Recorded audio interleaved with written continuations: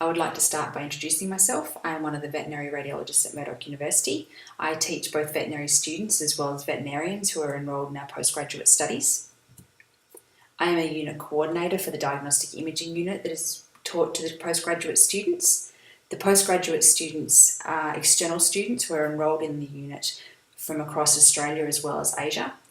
For myself as a radiologist, teaching requires presentation of multiple images, and this provides a unique challenge with external students as they're not able to come physically to labs, and we can't have discussion one-on-one to actually teach them a lot of the interpretation of radiographs. So as I have learned as I've gone along, I've had to develop ways in which to not only help them learn and assess themselves, but also for me to be able to assess them.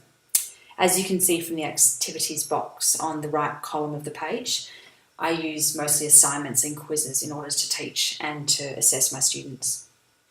The way in which I use assignments for my students is actually to provide them immediate feedback. While I don't specifically grade the students on this definitely could be something in which you could assess students on as well. In my case, I use it for the students to be able to do self-paced learning. They can then access the PDF and be able to do that on their own time.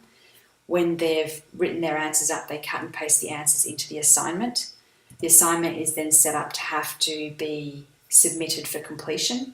The reason I've done this is that by completing this assignment, it releases a key. So I have a PDF key that's available to my students, and it has restricted access. So I have it set up so that the actual completion of that assignment releases that key for them, and this allows them to utilise those answers immediately rather than having to wait for me to release them at a later date. And the idea is that the students are then more likely to review those answers than potentially not review them in the future. Here's an example of one of the ways in which I use quizzes. Our students have several small quizzes throughout the semester. It mainly tests their theory knowledge, and this is just one example of those questions. We use an array of either multiple choice, short answers, or fill in the blank questions.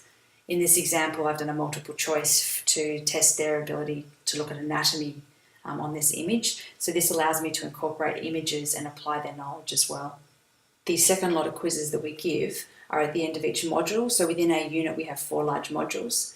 At the end of each module, we want to assess not only the theoretical knowledge the students have, but mainly the ability to apply that and interpret these images. So multiple images are provided for each case, and this is a really nice way to present these to the students. They're then able to answer the questions, and we either ask multiple choice questions, fill in the blank questions, or short answer questions. These quizzes are sequential quizzes, which means the students can't go back once they've answered questions, and they have to answer the questions in the order that they're actually given to them.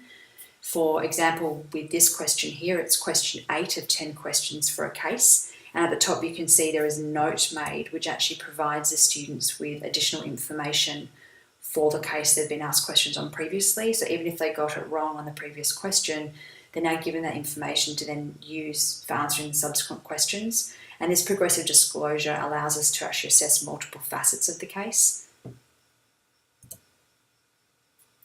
So all of these have been fairly new experiences for me with some of the online learning and teaching over the last 3 years. The online capabilities have definitely strengthened my unit, especially allowing for the fact my students are external.